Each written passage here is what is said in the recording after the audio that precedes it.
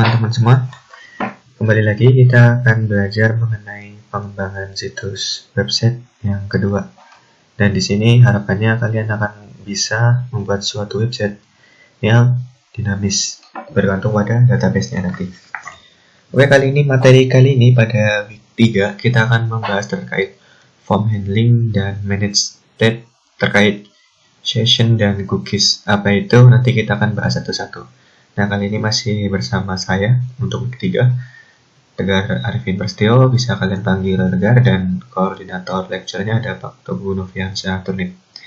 Dan untuk email dari Pak Togu ada togu@del.ac.id, dengan email dari saya ada tegar.prasetyo@del.ac.id. Kami berdua berasal dari homepage-nya ada di D3 Teknologi Informasi, Fakultas Informatika dan Teknik Elektro di Institut Teknologi Sumatera Utara, Indonesia. Gitu ya teman-teman semua. Oke, langsung saja. Ya, kita akan membahas form handling dan manage state terkait session dan cookies. Apa itu? Oke, kita akan bahas dulu. Di sini kita akan membahas secara review dulu. Review secara singkat. Nah, terkait form handling. Apa itu form handling?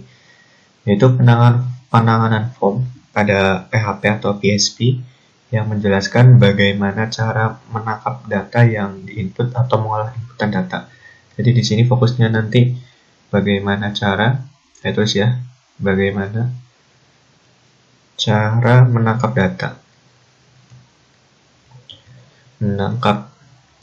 data yang diinput atau mengolah data inputan pada form. Nah, di sini fokusnya ada dua metode yang kita gunakan nanti, yang kita akan pelajari nanti, yaitu metode get dan metode post. Di sini metode get dan metode post. Nah, di sini kita akan belajar bagaimana cara melakukan penanganan form atau form handling pada PHP dengan metode get dan metode post, dan bagaimana cara data yang diinputkan pada form, bagaimana cara menangkapnya data yang diinput pada form dengan menggunakan perintah. Kalau kita menggunakan get, ditangkapnya berarti menggunakan variabel super global get. Kalau kita menggunakan post, nanti kita akan menangkap datanya menggunakan variabel global $_post gitu ya. Nah, metode get ini adalah merupakan metode pengiriman data.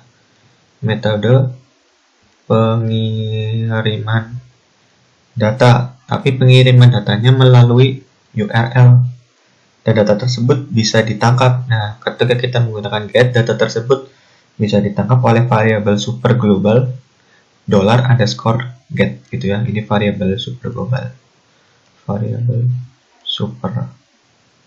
ini. Nah, sedangkan metode post ini adalah data, masih sama metode pengiriman data, tapi bedanya datanya itu dikirimkan lewat form. Jadi karena dikirim lewat form, jadi kalau kita menggunakan metode post, kita harus punya formnya dulu. Formnya harus dibuat dulu, baru kita bisa mengirimkan datanya lewat form. Nah, tapi kalau menggunakan get, datanya kita kirimkan melalui URL. Nah, tapi ada kelebihannya nih. Kalau kelebihannya kita menggunakan form,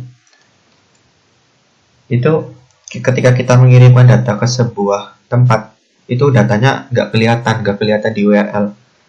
Nah, itu sangat penting ketika misalkan kalau metode post, ketika ingin membuat sebuah fungsi login. Nah, jadi membuat fungsi login jangan pernah menggunakan metode get. Karena nanti ketika kita menggunakan get, si username, kalau buat login kan ada username, ada passwordnya, itu bakal kelihatan di URL kalau menggunakan metode get. Nah, tapi kalau kita menggunakan metode post, si username sama passwordnya tidak kelihatan di URL-nya. Gitu. Paham ya? Untuk review ini. Nah, kemudian kita juga akan membahas session dan cookies. Apa itu? Sebenarnya ini dua hal yang mirip. Kalau session Apa bedanya? Ini review sebentar. Kalau session itu merupakan mekanisme penyimpanan informasi. Jadi penyimpanan, dua-duanya merupakan penyimpanan informasi ke dalam variabel agar bisa digunakan di lebih dari satu halaman, ya. Jadi ketika kita buat sebuah variabel, nah di dalam variabel itu hanya dipakai di satu halaman itu saja kan, nggak bisa dipakai di halaman lain variabel normalnya. Tapi kalau kecuali kita kirimkan datanya, nah nanti kita akan belajar get dan post, yaitu nilai di dalam variabelnya itu kita kirimkan bisa lewat URL dengan get, bisa melewat form dengan post. Nah, itu merupakan penyimpanan informasi, metode penyimpanan informasi. Nah, bedanya dengan cookies. Cookies ini, jadi dia adalah informasi yang bisa kita akses di mana saja di halaman web kita. Jadi cookies dan JSON itu sama-sama informasi yang bisa kita akses di mana saja di halaman web kita. Namun bedanya itu, kalau cookies itu nantinya disimpan di sisi klien atau browser.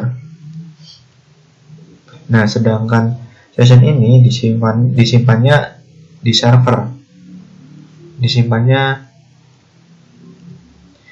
server. Jadi kalau menyimpan di server cenderung ini nanti user tidak bisa mengaksesnya, jadi aman gitu.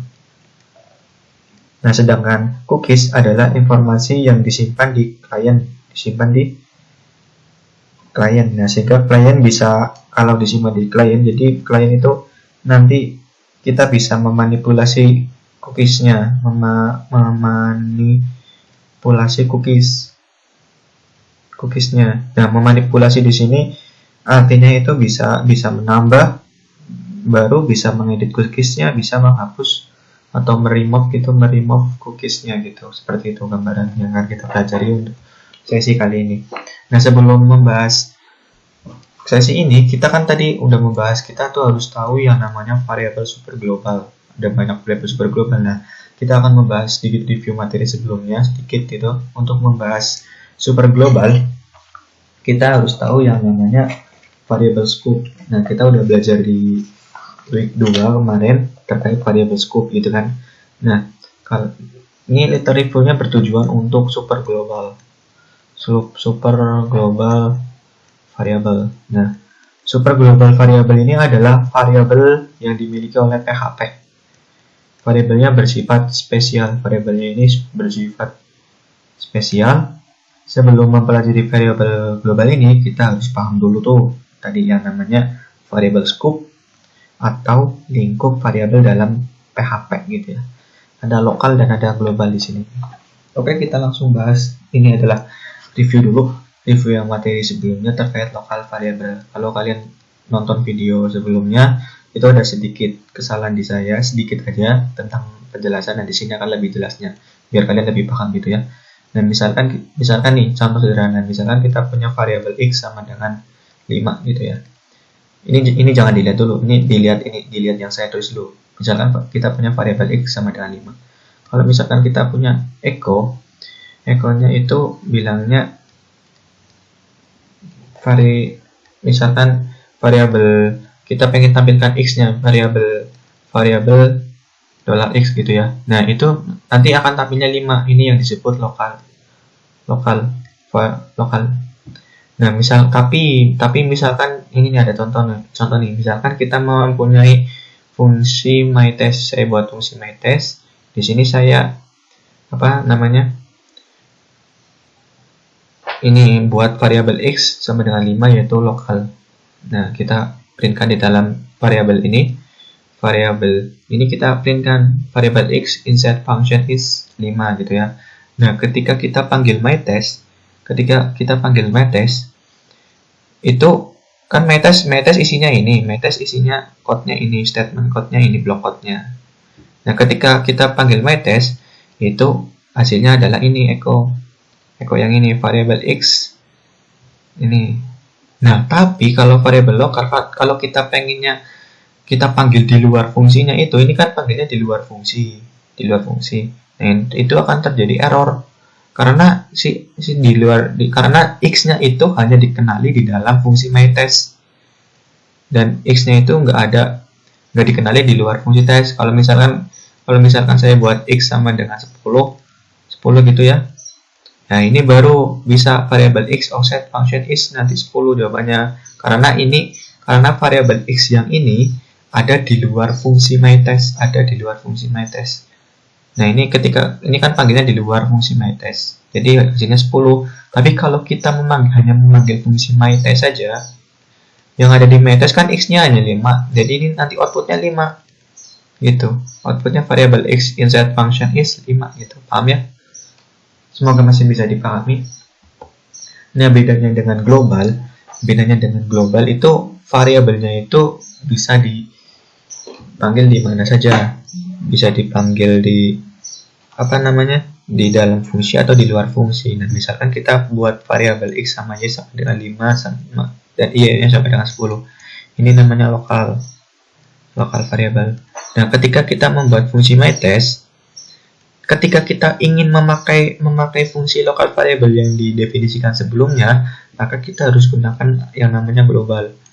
Jadi ketika kita panggil myTest-nya, itu si myTest itu mencari fungsi x-nya dan fungsi y-nya ada nggak di dalam fungsi ini. Kalau nggak ada, kita cari di luar fungsinya. Oh, ternyata di luar fungsinya x-nya adalah 5 dan y-nya adalah 10. Jadi ketika kita panggil myTest, yang dipanggil adalah fungsi yang ini, fungsi x dan y-nya, gitu, paham ya? Jadi ketika kita panggil fungsi myTest, itu kita panggil fungsi x dan y-nya, kita olah di sini. Jadi outputnya nanti variabel y-nya itu nanti sama dengan 5 plus 10 sama dengan 15. Nah, ketika kita panggil variabel y-nya di luar fungsi myTest bisa aja karena udah didefinisikan global. Nah, yang dipanggil adalah 10. Itu di sini 10. Jadi paham ya? Semoga masih bisa dipahami. Nah, di sini adalah yang akan kita bahas terkait materi kali ini adalah terkait super global variable. Nah, super global variable ini adalah metode yang spesial. Jadi di sini itu nanti perilakunya itu kita buat seperti array asosiatif. Nah, kita udah belajar di week 1, jadi kalau misalkan kalian belum paham terkait array asosiatif, silakan dibuka kembali videonya dan diulang-ulang lagi videonya, karena kita akan menerapkan variabel super global ini dengan cara array asosiatif untuk mengambil data yang ada di suatu variabel gitu, seperti itu ya, paham ya? Oke, langsung saja kita akan membahas terkait form handling, action, dan method gitu ya, paham ya? Tadi kan kita udah bahas form handling, yang form handling di sini nanti kita akan membahas metode get dan metode post gitu ya. Untuk apa ini? Yaitu untuk menangkap dan mengirim. Metode get ini untuk mengirim, ditangkapnya oleh variabel super global $_get. Kalau datanya dikirim dengan post, kita tangkap datanya dengan variabel super global $_post gitu ya. Nah, kita akan membahas ini. Oke. Kita akan membahas yang pertama adalah form handling atau penanganan form. Bahasa Indonesianya atau penanganan form. Jadi, ide utamanya adalah dari form handling adalah mendapatkan data. Tadi yang mengirim data dan mendapatkan data. Idenya adalah mengirimkan data dan mendapatkan data dari interaksi kliennya. Karena tadi ya, form handling adalah bagaimana cara menangkap data yang diinput atau mengolah inputan pada form. Itu bagaimana cara menangkap data dan bagaimana cara mengirimkan data. Itu intinya gitu. Nah, jadi kliennya itu nanti menginputkan data ke dalam provide form. Kemudian mengirimkan data itu melalui internet ke web server. Kemudian si web server ini menerima request atau permintaan data yang dikirimkan atau yang diberikan oleh klien. Nah, web server ini akan memproses request atau permintaan dengan bantuan PHP, bahasa PHP, dan kemudian kita kembalikan hasilnya seperti server side scripting gitu ya. Kita udah bahas di week 1 seperti itu polanya untuk form handling. Nah, kalau form element di sini ada 3 elemen. Ada 3 elemen penting saat kita sedang belajar terkait form handling. Yang pertama adalah action. Action itu yaitu menyatakan di mana formnya itu akan diproses. Nah, elemen kedua yang paling penting adalah method. Nah, metode ini adalah bagaimana data atau nilainya akan dikirimkan, bagaimana menggunakan post atau menggunakan get. Kalau menggunakan post, datanya dikirimkan melalui form. Kalau menggunakan metode get, datanya sekali lagi dikirimkan melalui URL, gitu ya. Nah, jika elemen metodenya itu tidak didefinisikan atau dikosongkan gitu di codingnya, di script code-nya dikosongkan, maka yang dipakai adalah metode get. Karena metode get ini adalah sebagai default dari metode. Jadi sebenarnya nanti kalau di coding gitu, action sama metodenya boleh kosong tapi nanti akan menggunakan menggunakan default value-nya. Kalau default value metodenya itu get, kalau action itu nanti dia itu akan diproses di halaman itu sendiri gitu. Ada yang namanya step. Step ini atribut step biasanya berfungsi untuk memberikan instruksi pada PHP bahwa form ini berupa form untuk mengupload file. Biasanya ini untuk upload file gitu ya. Jadi kalau kita menggunakan atribut step itu biasanya kita akan membuat uploadan file. Itu paham ya? Kemudian yang selanjutnya adalah input element. Di sini ada script code. Ini ada HTML. Di dalam HTML ini ada tag H3. Tag H3 kita udah belajar di PSW 1 ya, kalau saya lihat ada materinya. Kalau tag heading H3 itu digunakan untuk subjudul atau penjelas gitu lah, intinya penjelas aja, penjelas dari judul. Nah, kemudian di sini tuh ada form. Nah, kalau kita menggunakan post, kita harus membuat formnya dulu karena datanya akan dikirimkan melalui form gitu ya. Makanya di sini kita buat form. Di sini ada actionnya itu form element, dan metodenya itu menggunakan post. Nah, yang saya kotakin ini bilang apa sih sebenarnya gitu ya. Jadi bilangnya seperti ini. Saya ingin buat sebuah form. Yang form ini menggunakan metode request-nya itu post. Metode request-nya post. Dan semua data yang ada semua data di dalam form yang seluruh datanya akan dikirimkan ke halaman form _element.php gitu, paham ya? Jadi saya ulangi lagi, maksud yang di kotak ini adalah dia itu berbicara, saya ingin buat sebuah form.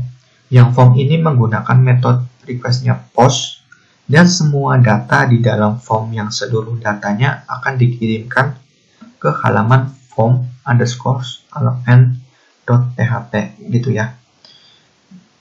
Ya, seperti yang saya bilang, di sini actionnya itu boleh kosong atau boleh dihilangkan. Nah, tapi dia itu akan default value-nya dia itu akan mengirimkan ke halaman default value dari action itu default value-nya akan mengirimkan data ke halaman itu sendiri. Nah, kalau metodenya kosong, dia itu metode default value-nya adalah menggunakan metode get. Secara default-nya seperti itu, paham ya?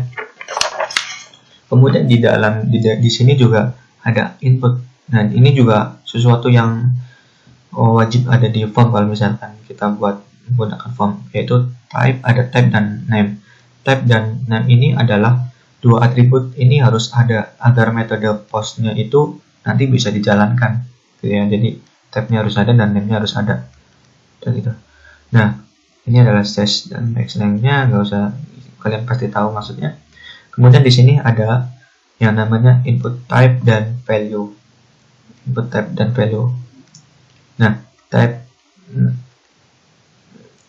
Nah, di sini ada value di sini dijelaskan kalau value ini merupakan nilai yang dikirimkan atau dituliskan. Sebenarnya tidak wajib, tapi ini cukup penting. Jadi kalau sebaiknya untuk melatih kita coding, ya ini diisi aja gitu ya.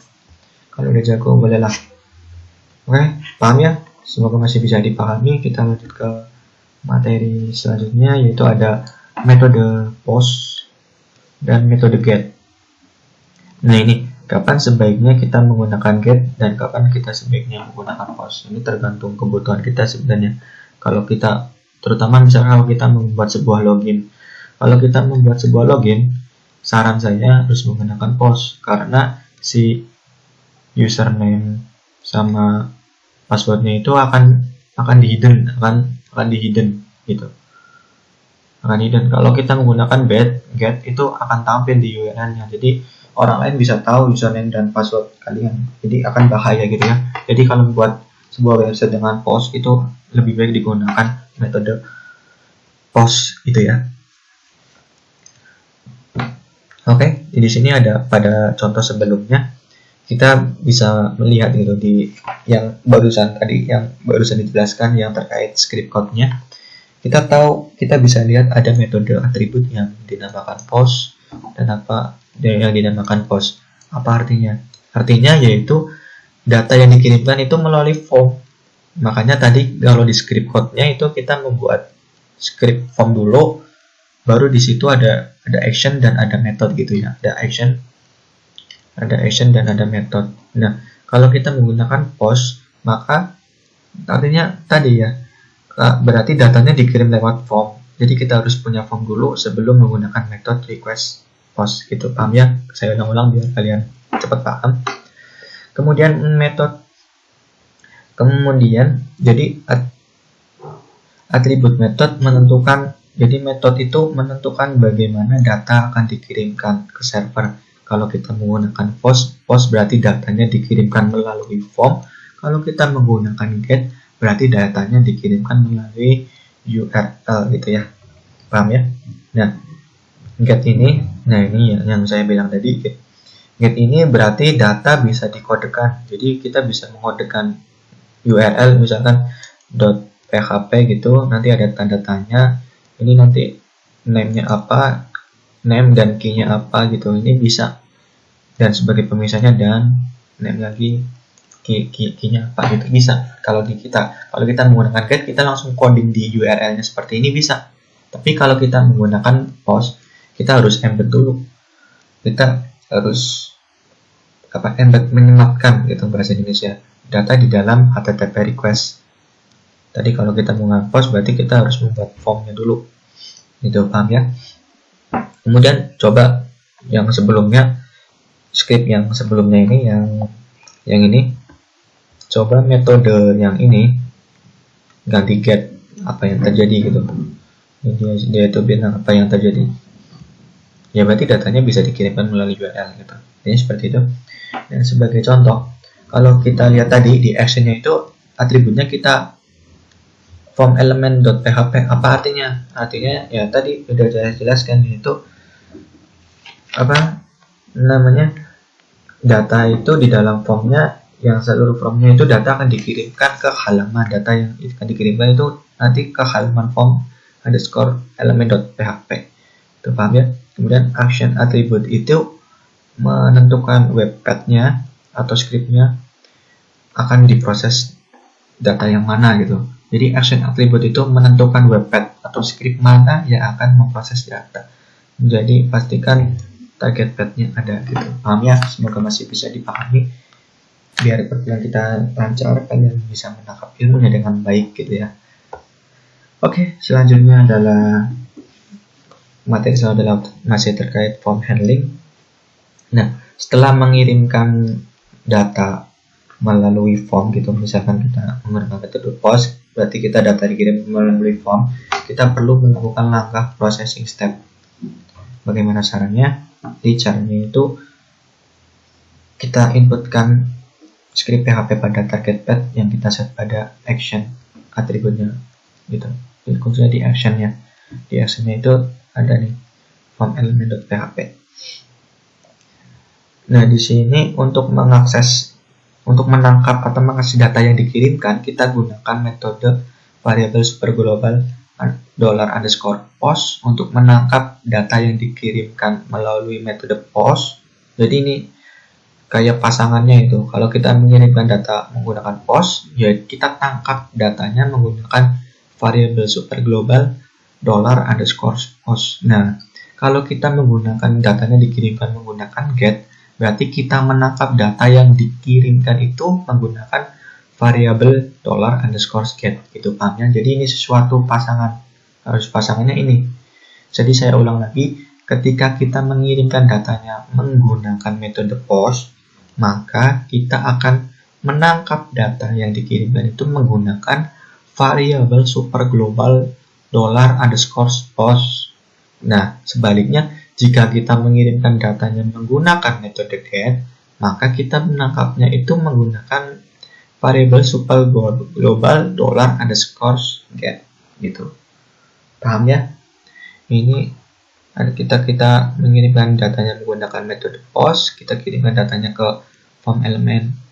Nah, untuk menangkap datanya itu nanti ini sebenarnya ini di PHP misalkan latihan 1.php. Nah, nanti misalkan di form ini kan ada form element.php gitu ya. Nah, ini kan data yang dikirimkan kan melalui metode post. Nah, di form element.php itu nanti untuk menangkap datanya itu menggunakan variable superglobal $_post gitu. Ini hanya script untuk misalkan ini namanya di latihan 1.php gitu. Dan kita kirimkan datanya untuk menangkap data yang kita code di sini, kita harus menggunakan nantinya kita akan menggunakan $_post. Bisa dicoba gitu ya. Oke, selanjutnya materi selanjutnya adalah form element gitu ya. Ingat di sini ada remember to process gitu, ingat untuk memproses memproses form PHP, kita pikirkan security-nya, kita pikirkan keamanannya dulu. Kita pikirkan keamanannya. Validasi data form yang tepat merupakan hal yang penting, hal yang sangat penting untuk melindungi form kita dari serangan hacker atau dari serangan spammer gitu ya. Kita harus memperhatikan security. Nah, HTML5, kita udah belajar HTML5 itu sudah menyediakan form validation feature, sudah menyediakan fitur validation. Nah, di sini kita akan menggunakan variable superglobal server. Apa tuh variable superglobal server? Itu ya. Variable superglobal server itu digunakan untuk mengetahui, sebenarnya ini digunakan untuk mengetahui informasi yang bagaimana. Mengetahui informasi bisa kita menggunakan informasi website yang sedang dibuka gitu. Bisa kita mengetahui informasi website yang sedang dibuka, filenya apa, dibuka dari mana, server websitenya itu apa, lokasinya apa, alamat URL-nya apa. Kita bisa tahu kalau kita menggunakan variable superglobal $server. Tapi di sini kita akan bahas terkait variable $_server itu ada banyak. Namun di sini kita akan membahas $_server yang kita gunakan ini yang namanya array asosiatif gitu ya. Ini namanya bisa belajar lagi terkait array asosiatif kalau belum paham. Diulang-ulang lagi video pada week 1 gitu. Atau bisa dicari literatur yang membuat kalian paham. Atau bisa ditanyakan langsung ke saya, bisa ditanyakan langsung ke Pak Tobu, bisa ditanyakan langsung ke asisten dosen, teaching assistant, bisa ditanyakan ke asisten dosen dari mahasiswa gitu. Nah, si $_server PHP Chef itu adalah sebuah variabel super global yang mengembalikan nama file, yang return filenya mengembalikan nama file dari script yang saat ini dijalankan. Jadi variabel super global $_server PHP Chef itu mengirim data formnya itu ke halaman itu sendiri, bukan melompat ke halaman yang lain. Dengan cara ini, si user atau pengguna akan mendapatkan pesan error pada halaman yang sama pada form tersebut. Jadi lebih memudahkan itu, paham ya? Semoga masih bisa dipahami. Kita lanjut ke materi selanjutnya gitu ya, terkait validating form data dengan PHP gitu. Validating form data with PHP. There are two more things when the user submits the form. Itu berarti di sini terdapat dua hal penting ketika kita mengirimkan sebuah form. Dua hal penting, yaitu kita harus hapus karakter yang tidak perlu. Hapus karakter yang tidak perlu seperti extra space, tab, atau garis baru pada user input data dengan menggunakan fungsi yang namanya fungsi trim pada PHP. Ini merupakan fungsi built-in function pada PHP, yaitu fungsi trim. Kalau kita udah belajar di week 2 kemarin, kita membahas terkait built-in function dan user-defined function. Apa itu? Kalau belum paham terkait itu, silahkan kembali ke video week 2, ulang-ulang lagi di video week 2, pahami. Di situ ada, saya kasih alamat terkait bagaimana kita tahu berapa banyak built-in function yang ada di PHP. Nah, salah satunya ada trim. Nah, jadi ada dua hal penting yang harus kita terapkan terkait kita mensubmit datanya menggunakan form, yaitu kita hapus data yang tidak perlu seperti extra space, tab, kemudian dengan fungsi trim, dan kita bisa meremove backslash atau garis miring terbalik gitu ya, dengan garis miring terbalik, atau yang kita bisa sebut di codingan gitu, backslash, dari user input data dengan menggunakan fungsi pada PHP yaitu strip slash gitu, paham ya? Oke, selanjutnya adalah validating form, masih terkait validating form data with PHP. Jadi, nah dalam contoh ini kita dapat memeriksa variabel $_post. Jadi kita bisa menangkap datanya karena kita tadi menggunakan metode post, kirimkan datanya, kita menangkap datanya menggunakan variabel super global $_post. Nah, di sini gunanya untuk memeriksa setiap variabel super global $_post dengan fungsi yang kita definisikan fungsi test input. Nah, bisa kita lihat di kodenya seperti ini. Ini misalkan, nah, langkah selanjutnya adalah membuat input field require dan membuat error message jika diperlukan. Nah, karena kita membahas terkait validating form, jadi validating form ini sangat diperlukan di dalam sebuah aplikasi karena terkadang kita harus membuat sebuah form yang biasanya datanya itu wajib diisi. Bisa itu semua form yang wajib diisi atau beberapa form saja wajib atau harus yang diisi. Jika form tidak diisi, maka akan muncul pesan error message yang bisa kita buatkan belum diisi dan harus diisi gitu. Intinya seperti itu. Ini area tadi gitu ya. Ini adalah codingan sederhana terkait request method. Ini sederhana, bisa kalian pelajari terkait apa sih maksudnya, coba diketikkan. Ini nggak terjadi error, tapi mungkin di browsernya itu kosong karena di sini belum ada ini $_post, belum ada halaman yang dikirim. Jadi ini hanya satu halaman. Gitu, paham ya? Kemudian selanjutnya adalah useStream. Di form validating itu ada useStream, strip slash menggunakan fungsi breakmesh, mtn set, filter var, apa itu? Nah, kalau trim itu digunakan untuk menghapus spasi. Di sini untuk menghapus spasi atau karakter dari sebuah string. Jadi useStream ini digunakan untuk menghapus spasi atau karakter white space dari sebuah string. Kalau strip slash tadi udah kita bahas sih sebenarnya, untuk menghapus atau menghilangkan,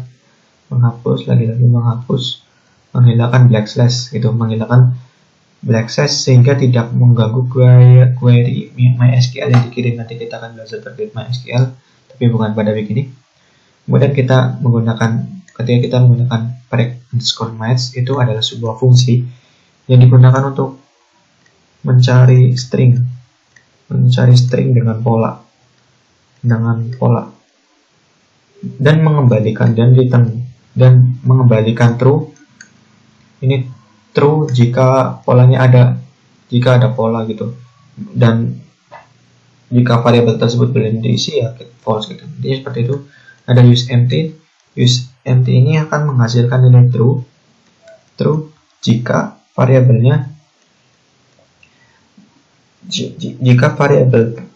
akan menghasilkan nilai true jika sebuah variabel telah didefinisikan. Ini telah didefinisikan. Kebalik. Ini harusnya iset.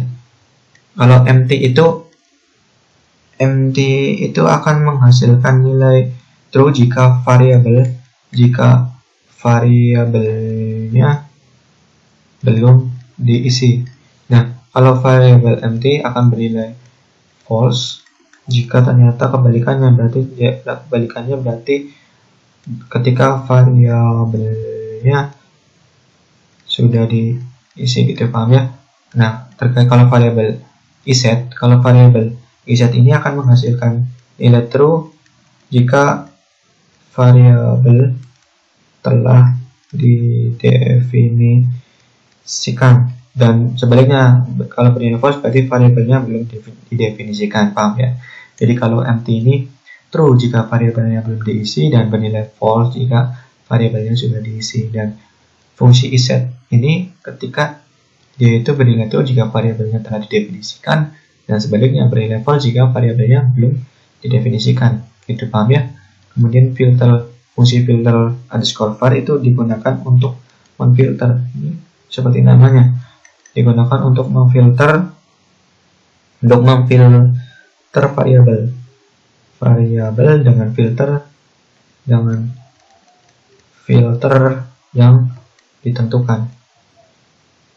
Paham ya? Semoga masih bisa dipahami, karena kita akan lebih belajar lagi sedikit. Yang penting kalian paham, nanti jadi banyak ilmunya. Semoga ilmunya nanti bisa bermanfaat. Sekarang kita akan belajar terkait PHP form, terkait validate. Nah, kode di bawah ini coba dipahami. Kode di bawah ini memperlihatkan simple code. Itu cara sederhana untuk memeriksa jika name-feed-nya hanya mengandung huruf indikator huruf dan backspace atau spasi. Jika name-feed-nya itu tidak valid, maka simpan pesan errornya. Gitu, coba dipahami dulu scriptnya dalam mengartikan bahwa kode yang ini mengartikan bahwa sebuah kode secara sederhana untuk memeriksa jika name-feed-nya hanya mengandung huruf dan backspace. Jika value name-feed-nya itu nggak valid, berarti akan muncul pesan error gitu. Dan di sini ada penggunaan fungsi break_match, itu tadi yang saya jelaskan tadi, yang kita bahas tadi, yaitu untuk mencari string pola, yaitu mengembalikan nilai true jika ada polanya dan mengembalikan nilai false jika tidak ada polanya gitu. Seperti itu ya, semoga masih bisa dipahami. Kalau belum paham silakan ulang-ulang videonya dan cari literaturnya. Dengan cara seperti itu kita akan menambah wawasan kita lebih banyak. Oke, kita akan lanjut ke materi berikutnya. Ya, kita lanjut ke materi selanjutnya terkait manage client state, session, and cookies. Jadi di sini akan membahas terkait menyimpan suatu informasi di website dengan metode session dan metode cookies gitu ya. Jadi kita bahas dulu secara review, misalkan di session dulu. Nah, session ini merupakan mekanisme. Jadi di sini saya tulis saja merupakan mekanisme penyimpanan informasi.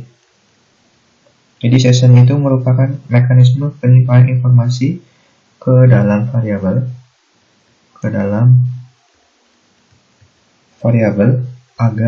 agar bisa digunakan lebih dari satu halaman, gitu, paham ya? Jadi sebenarnya session dan cookies itu sama, yaitu mekanismenya itu merupakan mekanisme penyimpanan informasi ke dalam variabel agar bisa digunakan lebih dari satu halaman.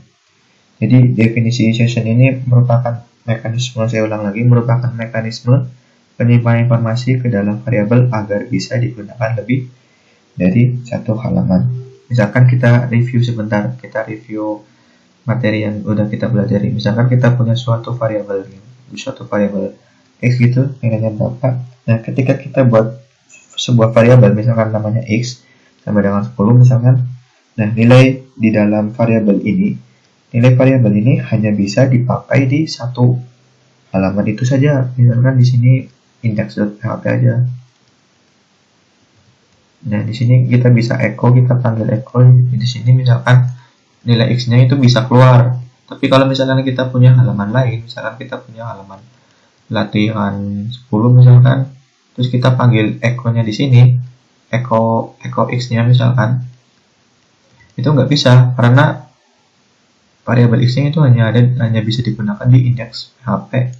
Nah, kecuali kita kirimkan datanya, kita kirimkan nilai di dalam variabel index PHP ini, itu bisa. Nah, sampai saat ini kan kita udah belajar tuh yang namanya metode get dan metode post. Nah, kita bisa menggunakan metode get dan metode post gitu. Kalau dikirimkan dengan URL kita menggunakan metode get, kalau dikirimkan menggunakan form berarti kita gunakan post gitu. Nah, tapi ada cara lain, yaitu kita bisa memanggil variabel x-nya itu di lain halaman dengan menggunakan session atau menggunakan cookies. Bedanya kalau session itu adalah mekanisme penyimpan informasinya itu, kalau session itu disimpan di dalam server, ini disimpan di server. Kalau cookies itu disimpannya di dalam client atau browser gitu. Jadi kalau cookies itu mirip sama session.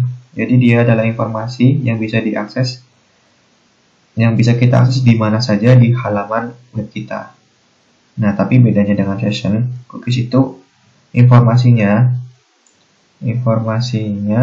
disimpan, di save gitu, gambar save disimpan di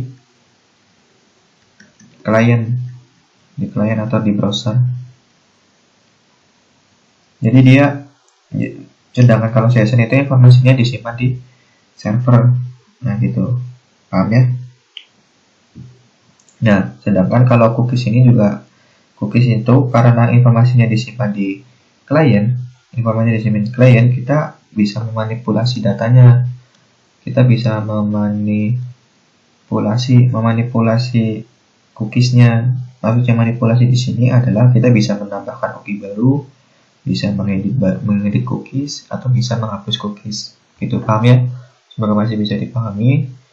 Kita lanjut ke materi berikutnya, kita pelan-pelan. Kita akan membahas terkait cookies dulu. Tadi cookies kan informasinya disimpan di dalam client atau di browser gitu, paham ya? Namun sebelum masuk ke cookies atau si session, kita harus tahu latar belakang kenapa muncul cookies dan server. Jadi di sini sebenarnya di awal-awal tahun gitu, sebelum website dibangun itu, sebenarnya website itu stateless gitu ya. Stateless di sini maksudnya adalah di saat informasi tidak disimpan. Ini informasi tidak disimpan. Kalau stateless itu, web stateless itu informasi tidak disimpan, sehingga tampilan web akan sama saja kalau dilihat oleh kita berulang kali atau oleh orang lain. Jadi seperti ini awalnya. Jadi kalau kita tahu teknologi web berjalan pada protokol HTTP melalui IP gitu ya. Nah, situasi ini membuat setiap permintaan tidak memiliki hubungan antara browser dan klien, antara browser dan server atau stateless gitu ya. Kemudian web server menganggap setiap request itu merupakan independent request dan tidak ada state yang dipertahankan, maksudnya dan tidak ada informasi yang disimpan. Nah, di sini padahal misalkan kalau kita mengelola informasi web dari shopping cart atau kita belanja online gitu, kalau kita belanja online itu kan kita harus menyimpan data pengguna gitu kan. Nah, ini adalah salah satu alasan kenapa cookies dan session itu penting, karena ketika kita mengelola shopping cart, kita harus tahu user itu sukanya apa, pengennya beli apa gitu ya. Jadi harus disimpan, makanya nanti muncul cookies dan muncul session gitu. Nah, seiring pertumbuhan internet, orang-orang mulai mengisi keranjang virtual mereka gitu dengan bahan makanan, musik, buku-buku, resep, dan bahkan mobil atau rumah. Nah, sebagai pebisnis, kalau misalkan kita menjadi pebisnis, kita membuat sebuah website, tentunya kita kan memerlukan informasi-informasi dari klien. Nah, informasi-informasi dari klien itu sangat dibutuhkan untuk mengembangkan bisnis kita agar kita dapat untung banyak misalkan.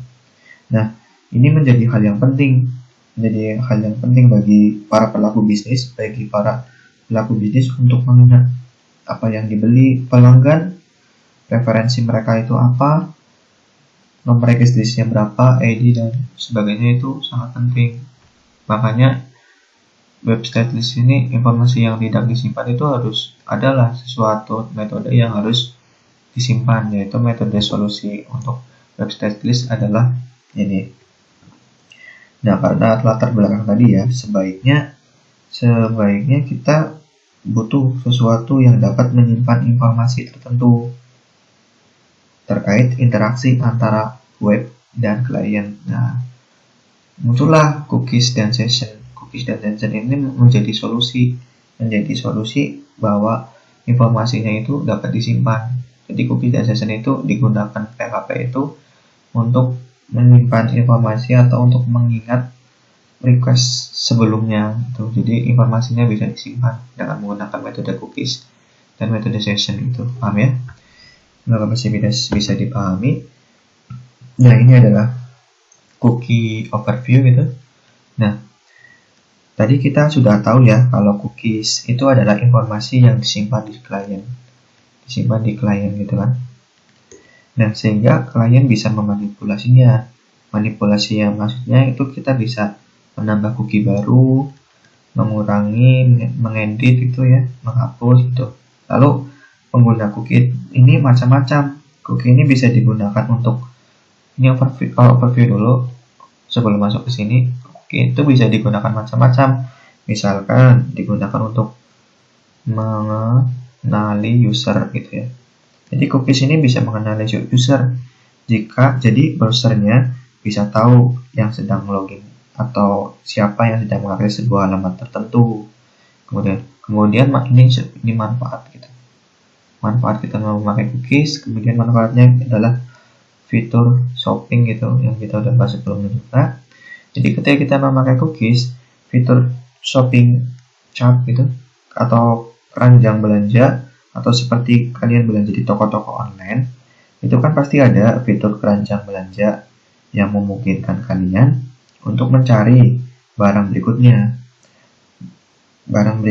atau istilahnya berpindah ke halaman yang lain tanpa menggunakan belanjaan yang kita belanjakan sebelumnya.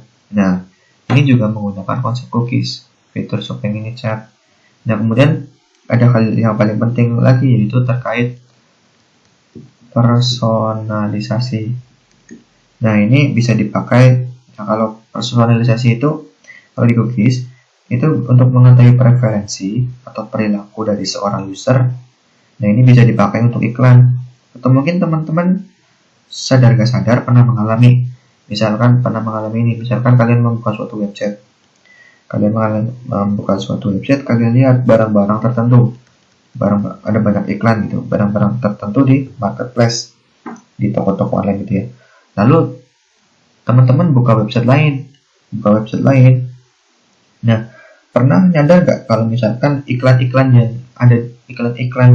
yang muncul di website yang baru, website ini yang sedang kalian buka itu mirip, iklan-iklannya mirip dengan barang-barang yang kalian cari di marketplace atau toko online. Nah, itu konsepnya menggunakan cookies. Jadi aplikasi bisa tahu user itu senang belanja apa, user ini kesukaannya apa misalnya gitu ya.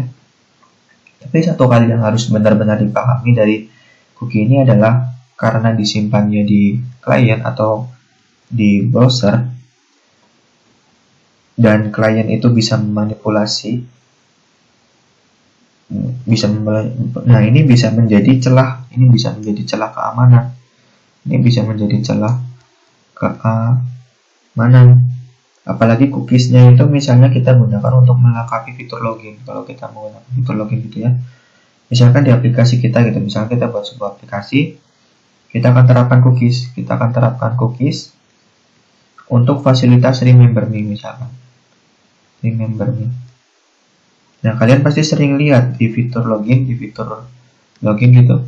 Di fitur login pasti ada yang namanya, kita sering lihat di bawah fitur login ada kalimat remember me. Nah, itu digunakan agar user nggak perlu berulang kali login. Jadi begitu nanti usernya ngebuka aplikasinya atau ngebuka lagi webnya, dia otomatis akan login. Nah, fasilitas ini dibuat untuk memberikan kenyamanan.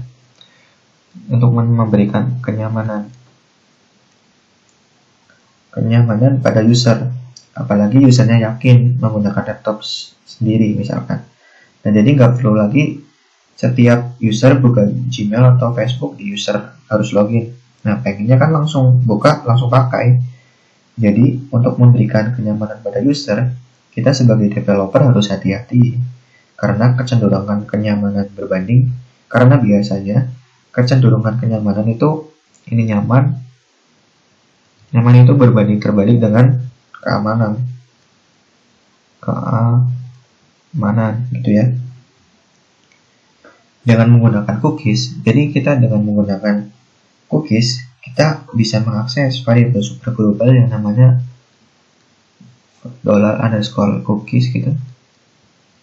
Jadi variabel ini digunakan untuk mengakses nilai cookie di dalam browser kita. Dan untuk membuat cookie itu sendiri, kita butuh sebuah function namanya setCookies. Nah, muncullah ini. Kalau kita pengen menggunakan cookies, muncullah. Kalau kita kan tadi bilang ya, kalau untuk membuat cookies itu sendiri kita butuh function yang namanya setCookies. Ini setCookies. Ini adalah user ID adalah variable name, 1008 adalah variable value, dan time ini plus 3600 detik adalah expiration time. Maksudnya kita bisa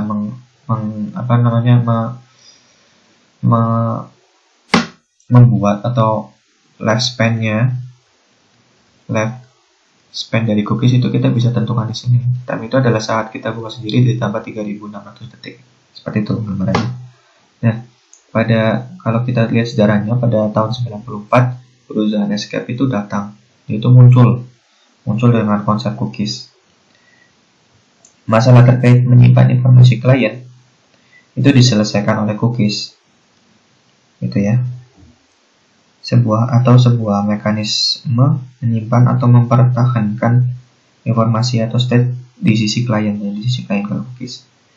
Nah, cookies adalah sepasang string yaitu name, dan dia itu mempunyai value yang disimpan secara terus-menerus, lagi-lagi di sisi klien ya. Sebuah URL dikaitkan dengan setiap cookies, digunakan untuk menentukan apakah sebaiknya mengirim cookie ke server selama permintaan gitu. Paham ya? Jadi kalau kita mau menggunakan cookies, itu kita gunakan script ini setCookies dengan isinya user ID, variable name, variable value, dan expiration time. Yang ini nggak wajib sebenarnya, tapi cukup penting. Semoga masih bisa dipahami. Kita lanjut ke materi berikutnya. Terus bagaimana nih cara kerja cookies? Bagaimana cara kerja cookies? Ini gambar cookies misalkan. Ini kita baca penjelasannya dulu. Jadi cookies ini berisi informasi tentang viewer yang dapat diambil dan digunakan kembali di lain waktu. Server HTTP mengirimkan cookies mengirimkan cookies dalam sebuah header ke browser. Saat browser menghubungkan yang pertama kali, dan sejak saat itu browser mengembalikan salinan cookies ke server setiap kali terhubung gitu. Jadi informasi tersebut diteruskan bolak-balik antara server dan browser melalui header.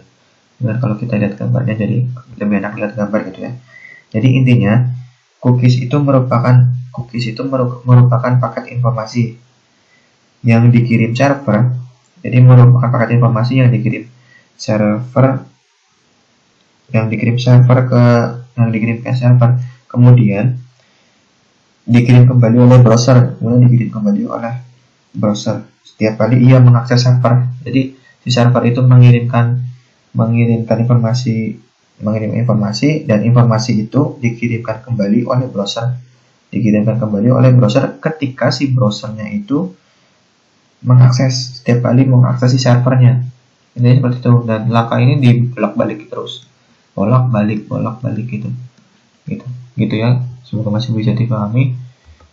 Kita lanjut, dan ini adalah sangat sederhana cookie sintaknya. Misalkan kalau kita pengen menggunakan cookies, berarti kita sintaknya adalah set cookies dengan ininya name variable, name ini adalah value. Nah, lebih jauh lagi, bukan hanya nama dan value-nya aja, tapi bisa expression time ini yang tadi saya bilang gak wajib tapi cukup penting, karena ini memperlihatkan lifespan-nya atau seberapa lama cookies-nya hidup gitu nantinya. Paham ya? Semoga masih bisa dipahami. Ini ke materi selanjutnya adalah terkait atribut cookies. Jadi sebuah cookies itu mempunyai beberapa atribut. Yang pertama adalah name.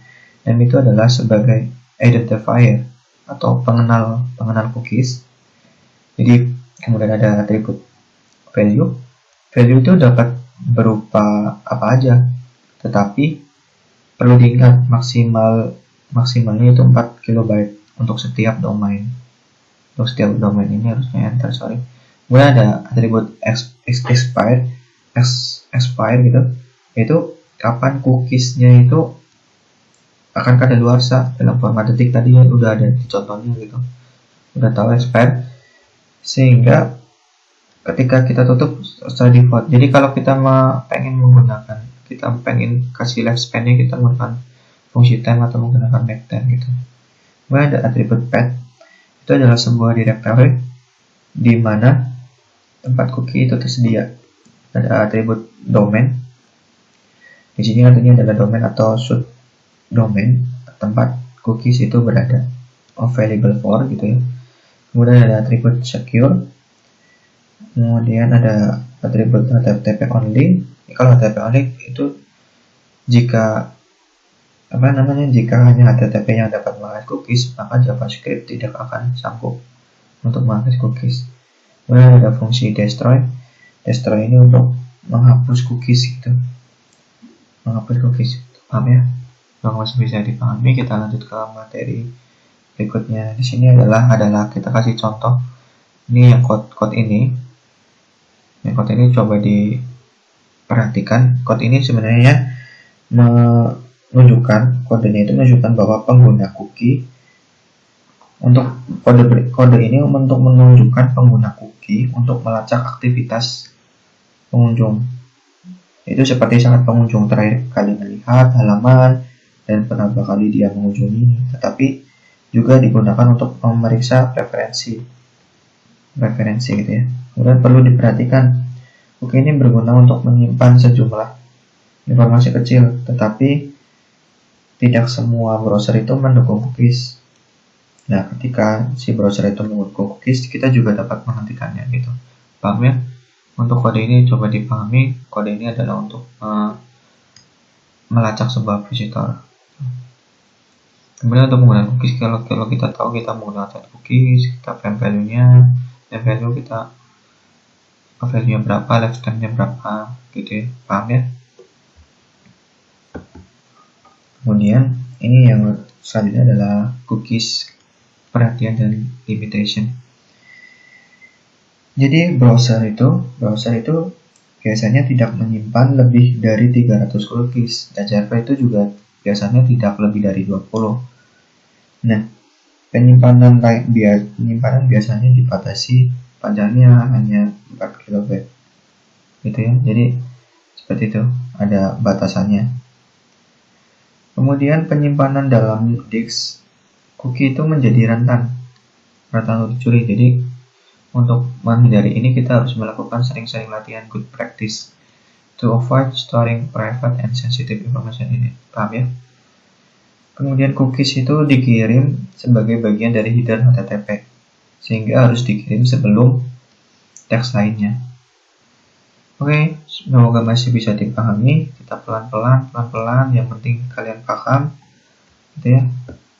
Oke, kemudian ini adalah informasi yang disimpan dengan session. Kalau session itu tadi informasinya disimpan di sisi server. Jadi saya ulang lagi. Jadi server itu adalah mekanisme penyimpanan informasi ke dalam variabel agar bisa digunakan lebih dari satu halaman. Lebih dari satu halaman. Coba kita review kembali, kita ingat-ingat lagi biar lebih paham. Ketika kita tadi kan saya jelaskan di awal, ketika kita misalkan saya punya halaman PHP index.php namanya, di PHP ini kita membuat sebuah variabel 10, kemudian kita bisa panggil echo gitu ya, panggil echo-nya x gitu, bisa kan, kita bisa tampil di echo. Nah, variabel yang ini umumnya hanya bisa dijalankan di satu pack variabel, yaitu index.php. Kemudian kalau kita membuat sebuah index PHP, maksudnya membuat file baru, misalkan namanya latihan.php, kita pengen panggil x-nya di sini, nggak bisa, karena variabel x itu hanya dikenali di index PHP. Kemudian untuk menampilkan x-nya itu di latihan.php itu bisa dengan menggunakan metode get dan menggunakan metode post. Itu kalau metode get dan metode post hanya 2 halaman, tapi kalau session dan cookies itu bisa lebih dari 1 halaman, bisa multi halaman. Itu paham ya? Itu langsung saja. Nah, sebelumnya karena si session itu informasinya disimpan di dalam server, jadi begitu kita menyimpan sebuah variabel ke dalam session, maka variabel itu akan dibuatin di server, gitu, paham ya? Jadi secara umum kalian gak usah khawatir mengenai keamanan datanya, karena datanya itu tersimpan di server. Dan mengenai session ini erat kaitannya dengan cookies. Jadi dengan cookies, karena sebetulnya session dan cookies itu sama-sama sebuah informasi atau nilai yang bisa kita gunakan di berbagai halaman, di lebih dari 1 halaman ya. Hanya bedanya kalau session itu disimpan di server, kalau cookies itu disimpan di client. Kalau client ini cookies gitu ya, paham ya? Selanjutnya, dengan mekanisme session ini, data atau informasi yang bisa kita kelola itu akan ditangani oleh variabel global yang namanya variabel super global $_session. Nah, untuk menggunakan $_session itu ada syaratnya. Yaitu kita harus jalankan dulu yang namanya session_start. Nanti kita bahas gitu ya. Oke, langsung saja kita bahas lebih rinci. Ini adalah session overview gitu ya. Jadi session, kita ulang-ulang kembali biar kalian paham. Jadi session itu adalah salah satu cara untuk menyimpan informasi dalam variabel untuk digunakan di banyak halaman.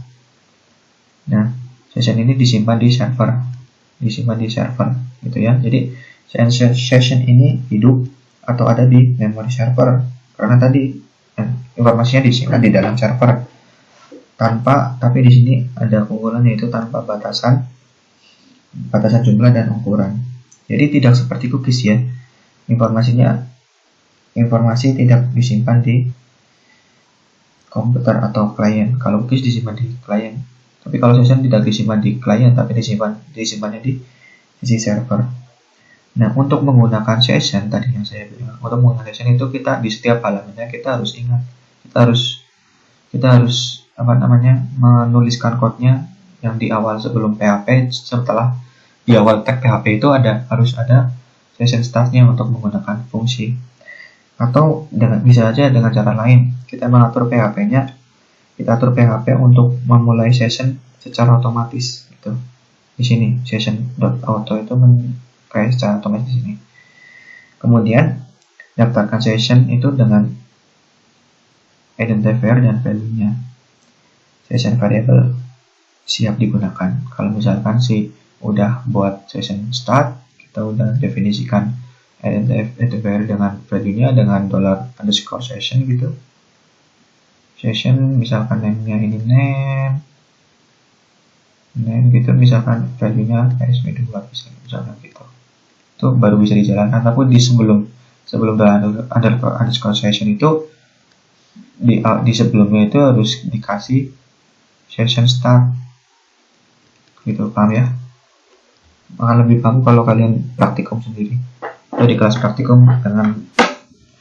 Jangan malu untuk bertanya kalau masih belum. Kemudian di sini ada session adalah create, use, dan destroy. Kalau create itu ingat, kita harus awalnya itu adalah setelah tag PHP ini di awal itu harus session._start, baru kita buat tuh yang namanya variable sessionnya, counter ini nilai value-nya. Kemudian harapnya itu misalkan di reload-nya ini, reload-nya berarti create session, berarti di create session-nya ini kami di 04a create session.php itu nanti dibuat dipanggil gitu. Tapi cara memanggilnya kita buat dulu session start dulu, kemudian kita panggil, misalkan kita panggil echo baru sessionnya $_session.counter misalkan counter. Nanti muncul setelah kita run di sini, kita muncul value yang ini, muncul you have visited this page gitu, misalkan gitu ya. Nah, tapi misalkan di 04b ini .php kita bisa destroy atau menghilangkan session. Jadi ketika kita menggunakan ini yang destroy, ketika kita jalankan, misalkan kita jalankannya di destroy 04b itu kita jalan destroy. Ketika kita buka kembali 04a, otomatis sessionnya akan hilang karena udah di destroy. Jadi kalau destroy ini menghilangkan semua sesi yang ada di halaman page-nya. Untuk memunculkan lagi ya kita ulang lagi, maksudnya ulang lagi, kita jalankan dari awal kembali. Misalkan untuk 04a berarti ini misalkan ini namanya halaman yang ini namanya misalkan index.php. Untuk mengulang kembali misalkan berarti untuk membuat 04a itu ada, berarti kita ulang lagi, kita jalankan index.php-nya, baru kita jalankan 04a-nya, baru muncul ini you have visited this page gitu, misalkan gitu, counter apa gitu, misalkan seperti itu. Paham ya terkait create, use, dan destroy? Semoga masih bisa dipahami. Kemudian cara kerja session gimana? Kalau yang saya kotakin ini adalah cara kerja cookies. Udah dijelaskan tadi ya sebelumnya. Kalau masih belum paham, diulang-ulang lagi videonya untuk cookies. Nah, di sini kita akan menjelaskan bagaimana session itu bekerja. Jadi pengunjung itu, misalkan saya pengunjung itu user itu mengakses halaman, misalkan halamannya namanya index.php misalkan saya pengunjung. Nah, kemudian saya disodori ketika kita mengakses halaman utama index.php, kita di sini. Kemudian saya disodori form username, misalkan username dan password untuk login. Nah, Nah, kemudian ia harus memasukkan username dan password itu yang valid agar dapat mengakses informasi utama di situs yang bersangkutan misalkan. Untuk itu dibutuhkan database untuk menampung data user yang terdaftar. Setelah kesini berarti kita terdaftar ke database. Setelah database itu di sini kita lakukan cek pengecekan username dan passwordnya. Nah, kalau username dan passwordnya cocok atau match, pengunjung akan dikembalikan ke halaman index.php untuk disuguhi informasi. Tapi kalau nggak cocok ya dikembalikan lagi. Itu kita buat datanya lagi di database-nya gitu. Paham ya? Semoga masih bisa dipahami. Kita lanjut ke ini adalah contoh session gitu. Nah, kalau kita ingin menggunakan session, jangan lupa ini adalah hal yang wajib untuk menggunakan session start. Kemudian yang ini artinya adalah kita memeriksa array session. Ini if not iset $_session. Itu berarti if ini itu berarti dia itu memeriksa array session jika tidak ditetapkan, karena not iset, jika tidak ditetapkan buat pengunjung menghitung variabel count-nya itu tetapkan 0. Tapi kalau variabel sessionnya itu ada, maka variabel jumlah pengunjungnya bertambah di converse itu dan ditampilkan bersama ID. Ini bisa ditampilkan gitu. Paham ya? Ini sederhana kok. Semoga masih bisa dipahami. Kita lanjut ke materi berikutnya, yaitu perbedaan antara cookies dan session. Tadi kita udah belajar cookies itu apa, session itu apa. Nah, jadi kita ulang lagi ini review. Jadi kalau cookies itu menyimpan informasinya di sisi klien gitu ya. Kemudian cookies hanya dapat menyimpan nilai string. Cookies juga dapat digunakan untuk menyimpan sejumlah kecil informasi, dan cookies dapat di set long step. Ini menggunakan expert tadi yang di awal-awal menggunakan time atau menggunakan make time gitu ya kalau cookies. Sedangkan kalau session, informasinya itu disimpan di sisi server. Kemudian session itu dapat menyimpan beberapa objek, bukan hanya string aja tapi udah ke objek. Kemudian session itu dapat mengelola lebih banyak jumlah data. Dia itu bisa menyimpan lebih banyak jumlah informasi, nggak ada batasannya karena disimpan di server. Kemudian saat pengguna menutup browser, maka session itu akan otomatis di-destroy, atau session itu akan otomatis hilang. Nah, ketika kita pengen gunakan session lagi, ya kita ulang lagi. Misalnya di index.php kita masukkan nilainya, baru kita tangkap nilainya misalnya di latihan.php, misalnya seperti itu. Kami sebelum masih bisa dipahami, kalian harus banyak berlatih karena ini masih cukup bisa dipahami. Kemudian kita lanjut ke materi berikutnya. Oke, ke materi selanjutnya adalah web cache. Kalau cache di sini, ini malah pindah. Kalau cache di sini sebenarnya seperti jalan pintas atau seperti mempercepat sebenarnya. Cache ini gunanya untuk mempercepat proses pencarian. Jadi kalau pengertian secara umum, web cache itu merupakan penyimpanan sementara. Ini merupakan penyimpanan sementara yang bagaimana? Jadi web cache itu merupakan penyimpanan sementara data website di server maupun browser.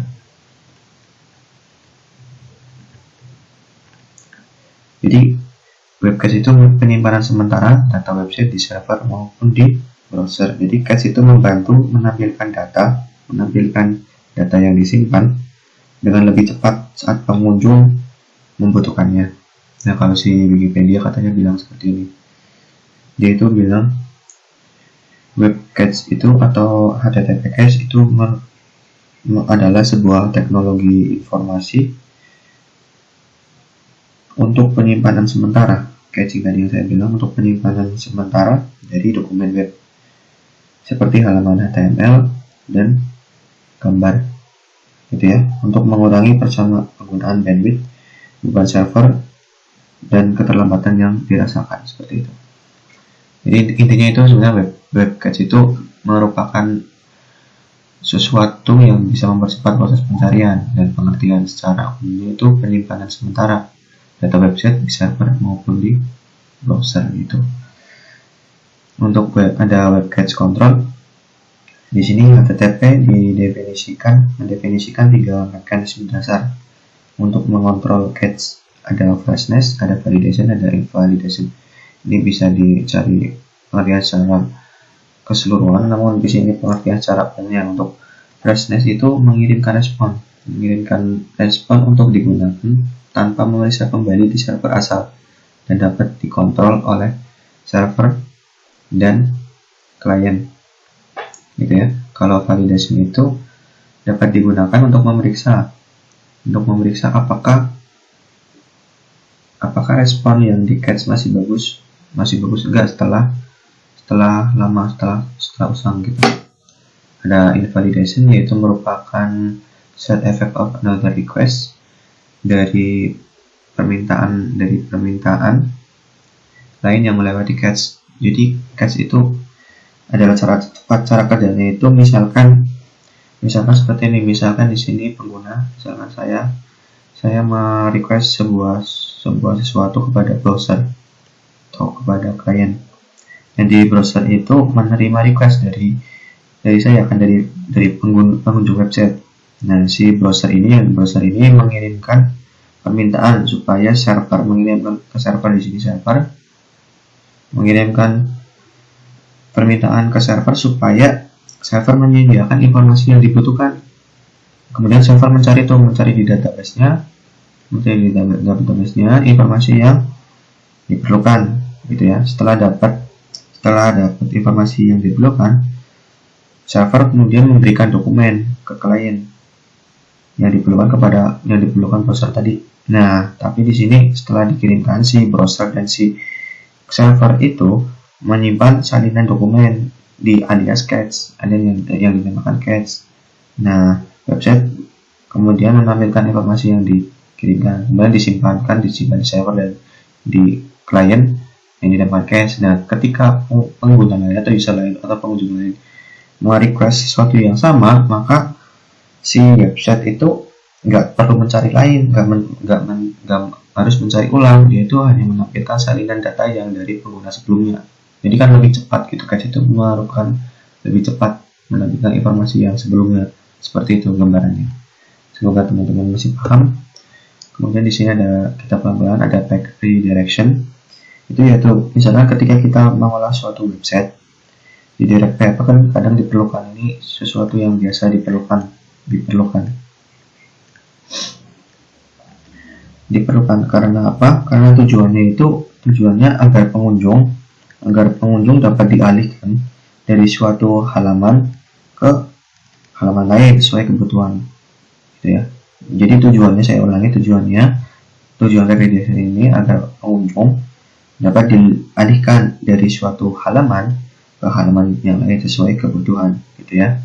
Jadi seperti ini gambaran pengertian secara tertulisnya, itu mekanisme untuk mengirim klien atau browser ke resource lain, seperti yang saya tadi bilang, ke halaman lain, ke situs lain, atau ke dokumen lain. Seperti itu, mengirimkan pengguna ke dokumen lain atau halaman lain gitu. Mostly doesn't have any output, sebagian besar tidak memiliki keluaran output gitu. Dapat dicapai dengan menggunakan, kalau di PHP dengan menggunakan fungsi header atau bisa menggunakan fungsi JavaScript. Di sini adalah contoh redirection dalam PHP dengan menggunakan header function. Kalau di sini bilangnya href-nya kan disuruh pindah ke halaman 05b underscore redirector path. Nah di sini ada tuh yang namanya fungsi header, disuruh pindah gitu. Dipindahnya kemana? Ke 05c secondary path. Nah, ketika ingin kembali ya tinggal di href lagi 05a underscore primary path gitu. Ini kembali lagi back to href. Href itu kayak hyperlink gitu ya. Paham ya? Kemudian yang di sini ini adalah contoh JavaScript untuk back redirection. Mostly prefer browsers JavaScript may be disabled seperti ini. Paham ya? Ini coba ditelusuri. Itu paham ya? Kemudian ini adalah reference dari tutorial kita atau dari pembelajaran kita. Kemudian di sini adalah biasa ada motivasi atau kata-kata mutiara gitu. Tell me and I forget. Ceritakan ke saya, maka bisa aja saya lupa. Tapi teach me and I remember. Ketika saya mengajarkan, maka saya akan mengingat. Jadi ketika kalian mempunyai ilmu, kalian ajarkan aja ke temannya. Kalian harus sering bagi-bagi ilmu. Nah, dengan cara begitu, kalian akan mengingat secara terus-menerus, lama gitu. Bahkan kalian akan mengupgrade kemampuan kalian kalau kalian mengajarkannya ke orang lain gitu.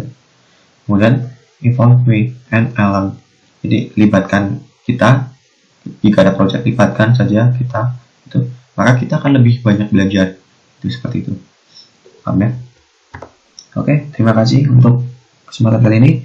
Semoga kalian masih bisa dipahami. Mohon maaf jika videonya lama gitu durasinya. Harapan saya kalian dapat memahami apa yang saya sampaikan dan dapat berkembang lagi. Oke, teman-teman semua, selamat belajar dan tetap semangat.